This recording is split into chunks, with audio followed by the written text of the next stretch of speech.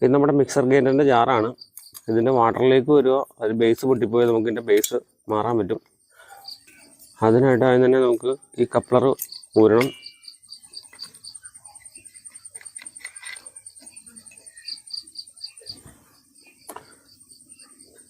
Coupler ഊരിയ ശേഷം blade ഊരി എടുക്കണം. ഇതിൻ്റെ ബേസാണ് പൊട്ടിപ്പോയേക്കണേ.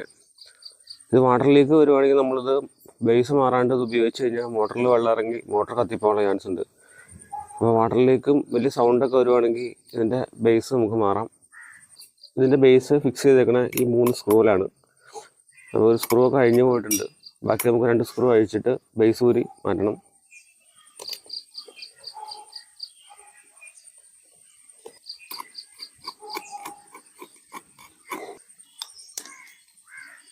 ഇതാണ് എൻ്റെ ബേസ് വരുന്നത്. ഇത് ബേസ് മൊത്തം പൊട്ടിപ്പോയേക്കാണ്, ദ്രവിച്ച് പൊട്ടിപ്പോയേക്കാണ്. നമ്മൾ ബേസ് മാറണേക്ക് മുന്നേ ഇതിൻ്റെ അടിഭാഗത്ത് ക്ലീൻ ചെയ്ത ശേഷം ഫെവിബോണ്ട് പശ ഇട്ട് കൊടുക്കണം.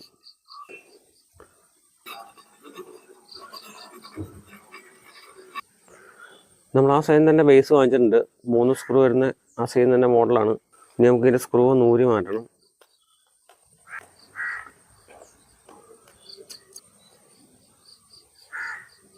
ബേസിൻ്റെ ഇടയ്ക്ക് റബ്ബറിൻ്റെ വാഷറുണ്ട്.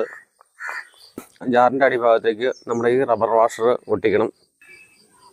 ആ സ്ക്രൂവിൻ്റെ ഹോൾ കറക്റ്റ് നോക്കിയത് ഒട്ടിക്കണം. ഇനി നമുക്ക് അതിൻ്റെ അടിഭാഗം സെറ്റ് ചെയ്യാം.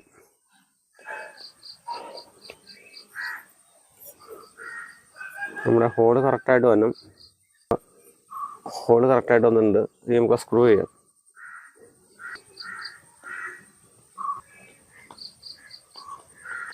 അപ്പോൾ നമ്മുടെ 3 സ്ക്രൂവും നന്നായിട്ട് ടൈറ്റ് ചെയ്യണം, അല്ലെങ്കിൽ ഇതിൻ്റെ സൈഡിൽ കൂടെ വെള്ളം ലീക്ക് ചെയ്യും.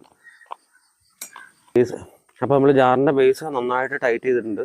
അപ്പോൾ നമ്മൾ ബേസ് സെറ്റ് ചെയ്ത് കഴിഞ്ഞു.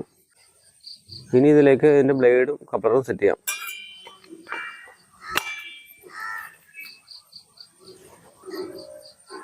ഇവിടെ ചെറിയ ഗ്യാപ്പുണ്ട്.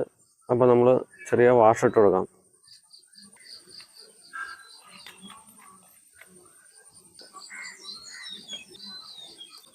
ഇത് ഫ്രീ ആയിട്ട് ഇറങ്ങാൻ പാകത്തിന് സെറ്റ് ചെയ്യണം. അപ്പോൾ നമ്മൾ മിക്സർ ഗ്രൈൻഡറിൻ്റെ ജാറിൻ്റെ ബേസ് മാറി.